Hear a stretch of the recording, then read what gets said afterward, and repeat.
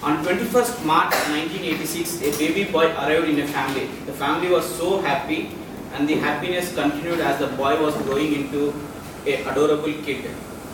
But the family was unfortunate as the boy met with polio. But God is very kind enough over this boy. He has given him wonderful parents, lovable younger brother, teachers, and friends who never let him down. Fellow Toastmasters and guests, introducing myself before you as Maninder. I hail from a small town called Betamcharla near Kurnool. My mother is a housewife. My father is into marble stone business. My younger brother and sister-in-law are IT professionals. I had a lot of tips with my younger brother since childhood, and I hope they are going to continue.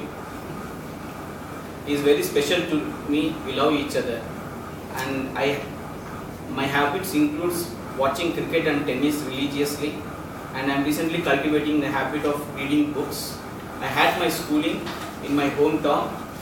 I am very thankful to my headmaster who nurtured me into a good student, who always taught us value-based education, who was given importance to originality than marks. After my schooling, I did my +2 and my BCom in Kurnool. After my schooling, I was not so good student. I somehow was not serious about my studies, but certain events made me to go for higher education. One amongst them is the story of my cousin who in fact failed in his +2, later on overcome the challenges, and he went on to do masters in computer sciences and then excel in IT profession. So I was inspired by his success. I was inspired for the reason that his success has been celebrated by all our relatives, praising him, appreciating the hard work he has put in. So that's how I chose Chartered Accountancy course, which is a pinnacle for all commerce graduates. Though I was not a good student in my graduation, I decided to put my heart and soul into it. So that's how my journey to be a chartered accountant has begun. It's a wonderful journey. It was a wonderful journey. It gave me a lot of good friends, a lot of memories to relish for the rest of my life. I qualified in the year 2011. So in the process, I fell in love with indirect taxes. So I joined a firm to specialize in this, to pursue my career in this. So I worked there for 3 years, and then I moved out to start my practice on my own. So at this point of time, I was not true to myself. I started comparing myself with others.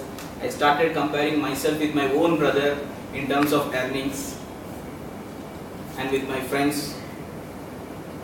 So in the process, I made a decision to choose a firm, to be partnering with a firm where at that time my main motive was to earn money. I knew that the mindsets are not similar, but I wanted to go ahead hoping that things will fall in place. But I was not happy over a period of time. I realized that the reason for this is that I was not true to myself. My confidence level came down. Then I started to review myself.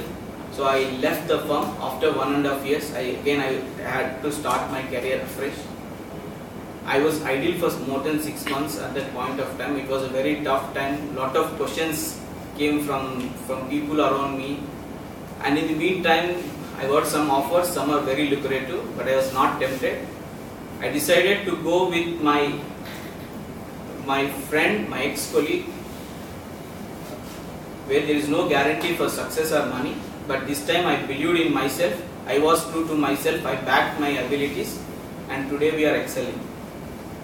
And next important occasion where I was required to be tested to myself is about my marriage.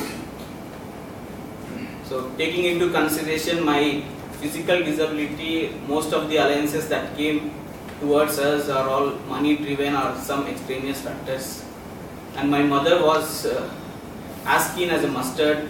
She wanted to get me married at the earliest. So it was a tough time for me to move ahead in my life. But with my past experience, I wanted to be true to myself again.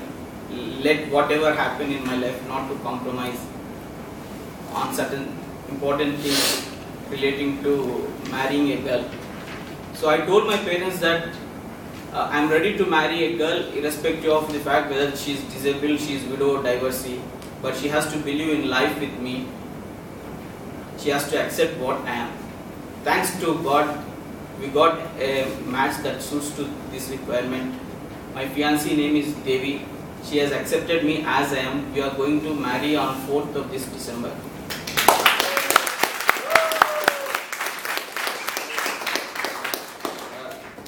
This is about me. So be true to yourself.